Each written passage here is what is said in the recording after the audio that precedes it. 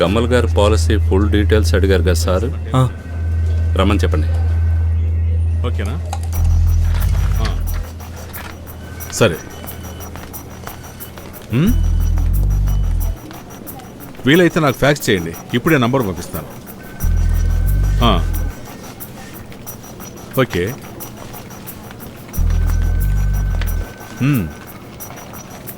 సరే, అన్నీ కలెక్ట్ చేసి నాకు ఇప్పుడే పంపించండి.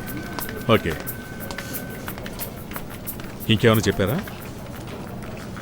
ఆ ఎండి శివకుమార్ గురించి డీటెయిల్స్ ఏమైనా దొరికాయా? ఆ ఎండిఏ దొరికాడు సార్. ఏంటి?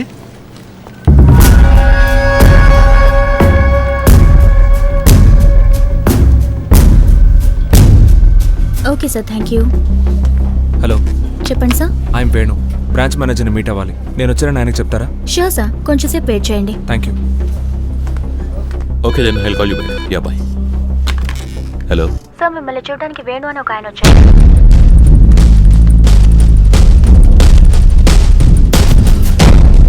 హలో, నేను బిజీగా ఉన్నాను, ఎవరిని లోపలికి పంపించద్దు. Just cancel all my appointments.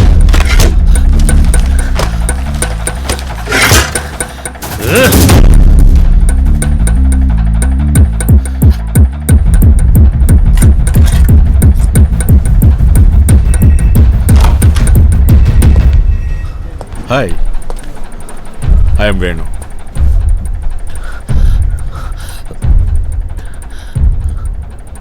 Anything wrong? చెప్పండి. రాంగ్ టైంలో ఎంట్రీ ఇచ్చానా? నో, నేను ఇంకేదో. ఐఎమ్ పూర్ణచంద్ర. శివకుమార్ అలియాస్ పూర్ణచంద్ర.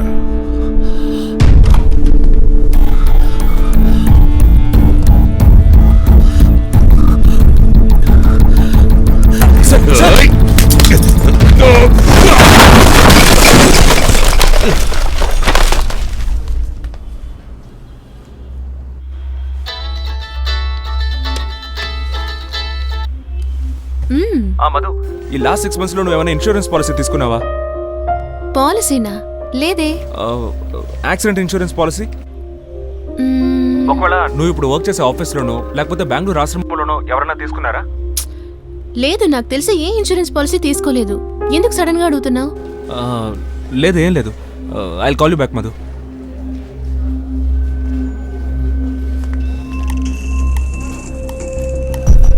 మీరిచ్చిన అన్ని పాలసీలు యాక్సిడెంట్ ఇన్సూరెన్స్ పాలసీలే. అన్నిటి వాల్యూ ₹1,00,00,000. అన్ని పాలసీలు క్లెయిమ్ చేశారు, మధుశ్రీ తప్ప. ఒకటి శాంక్షన్ అయింది, ఒకటి పెండింగ్లో ఉంది. ఇలా ఒక్కొక్కటి ఒక్కో స్టేజ్లో ఉన్నాయి. ₹1,00,00,000 అంటే అంత పెద్ద అమౌంట్ అప్రూవ్ చేయడానికి అతనికి పవర్ ఉందా? ₹1,00,00,000 పాలసీ వరకు ఆయన అప్రూవ్ చేయొచ్చు, కానీ అది హెడ్ ఆఫీసులో శాంక్షన్ అవ్వాలి. అందుకే ఆయన వాళ్ళ ఆఫీస్కి వచ్చారు. సార్, ఒకరికి తెలియకుండానే వాళ్ళ పేరు మీద పాలసీ తీసుకోవచ్చా? తీసుకోవచ్చు. ఇక్కడ చాలా లూపోల్స్ ఉన్నాయి. ₹1,00,00,000 పాలసీ అంటే దానికి ఒక క్రైటీరియా ఉంది. దానికోసం మేమే కొంతమందిని సెలెక్ట్ చేసి వాళ్ళ పేరు మీద పాలసీ తీస్తాం. అది వాళ్ళకే తెలీదు. ఒక పెద్ద క్లెయిమ్ అమౌంట్ ఇవ్వడానికి ముందు మా కంపెనీ డిటెక్టివ్ ఏజెన్సీ ద్వారా వెరిఫై చేస్తుంది. అందుకే శైలేష్తో చేతులు కలిపి నేనే ఒక డూప్లికేట్ డిటెక్టివ్ ఏజెన్సీని స్టార్ట్ చేశాను. ఏ ఒక్క విషయం పాలసీ హోల్డర్కు తెలియకుండా మేమే మేనేజ్ చేశాం. ఈ యాక్సిడెంట్ పాలసీకి సంబంధించి కస్టమర్కి ఒక్క ఫోన్ కాల్ వెళ్ళడమే చాలా రేర్. దాన్ని కూడా వీళ్ళు అనుకుంటే ఈజీగా అడ్డుకోగలరు. చనిపోయిన వాళ్ళ లిస్టులో ఒకరికొకరు సంబంధం లేకుండా ఉన్నారే. How do you select the victims?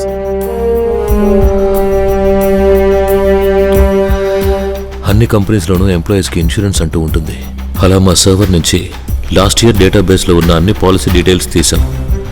అందులో ఎవరు పేరెంట్స్ ఫ్యామిలీ లేకుండా సింగిల్గా ఉన్నారో ర్యాండమ్గా సెలెక్ట్ చేసాం. అందులో ఎవరి ఇన్కమ్ ఎక్కువగా ఉందో చూసి వాళ్ళని సెపరేట్ చేసాం. నేను ప్లాన్ చేస్తాను, శైలేష్ క్లోజ్ చేస్తాడు.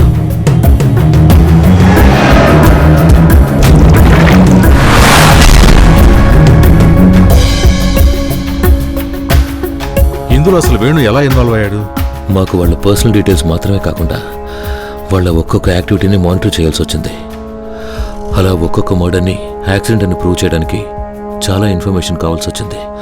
దానికోసం ఇదే ఫీల్డ్లో ఒక ఫ్రెషర్గా వేణుని సెలెక్ట్ చేశాం. ఎస్, మీరిచ్చిన లిస్ట్లో విమల్ అనే పాలసీకి మాత్రం వాళ్ళ ఫాదర్ విలియం మాథ్యూ ఆ డబ్బును క్లెయిమ్ చేశారు. సార్ విమల్ వాళ్ళ అమ్మా నాన్న ఇద్దరు ఎప్పుడో చనిపోయారు.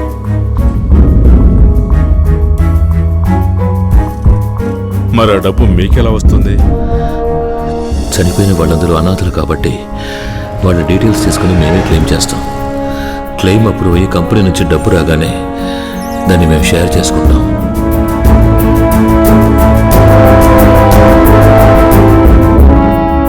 ఒక మృగం కూడా ఆకలేసినప్పుడే ఇంకో మృగాన్ని వేటాడుతుంది. మీరు డబ్బు కోసం ఏమైనా చేస్తారా?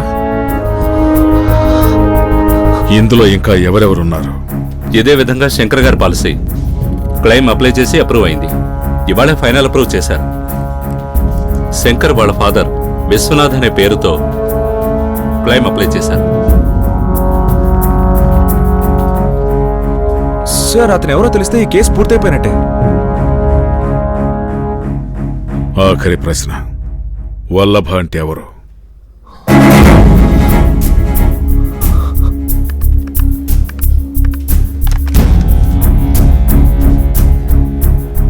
హలో సార్, మేము పిఎన్జేసీ ఇన్సూరెన్స్ కంపెనీ నుంచి మాట్లాడుతున్నాం. విశ్వనాథ్ గారా? సార్ మీ అబ్బాయి డెత్ ఇన్సూరెన్స్ క్లెయిమ్ అప్రూవ్ అయింది సార్. అవునవును, మేమే డైరెక్ట్గా వచ్చి చెక్ ఇస్తాం సార్. మీ అడ్రస్ ఒకసారి కన్ఫర్మ్ చేసుకుంటాను సార్. చెప్పండి sir. Vishwanath number 17, Navodaya colony, LB Nagar, Hyderabad. Thank you sir, thank you. తీసుకెళ్ళండి. సార్ వీడి దగ్గర కొత్త ఇన్ఫర్మేషన్ ఏమీ లేదు వేణు. కానీ ఇందులో మూడో వ్యక్తి ఒకడున్నాడు, వల్లభ అని. వాడెవరు? సార్ ఇక్కడ ఎవరు నిలబడొద్దు, బయటికి వెళ్ళండి. ఓకే, ఈ కేసు నీకు కొత్త ఎక్స్పీరియన్స్ ఇస్తుంది వేణు. నేను చెప్పినట్టు చెయ్యి.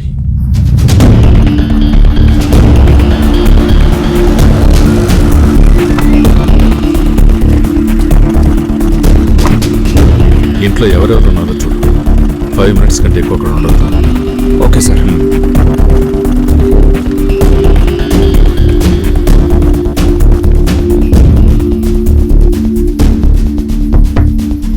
Sir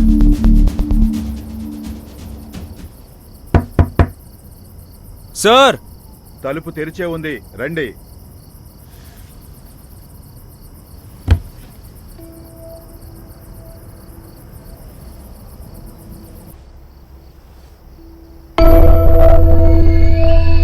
sir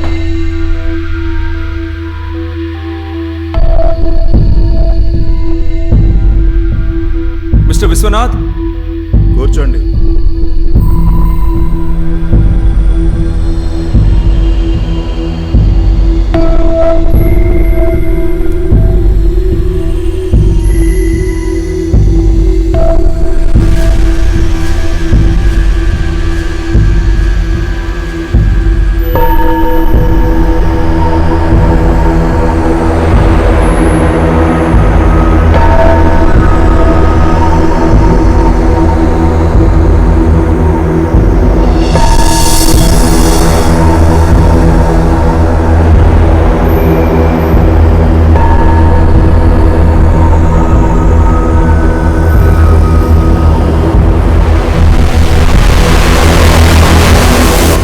good job Venu.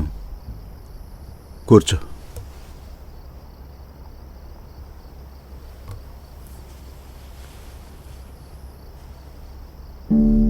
మన జీవితాల్ని నిర్ణయించేది అవసరాలే. అదే శివకుమార్ని నన్ను కలిపింది. దానివల్లే నువ్వు ఇంత దూరం రాగలిగావు. నువ్వు ఈ కంపెనీలో జాయిన్ అవ్వటానికి నేనే ఏర్పాట్లు చేశాను. నాకు ఎంతో మంది స్టూడెంట్స్ ఉన్నారు, కానీ ఎలాంటి పరిస్థితులు వచ్చినా నువ్వు నన్ను వదిలిపెట్టవని నేను నమ్మాను.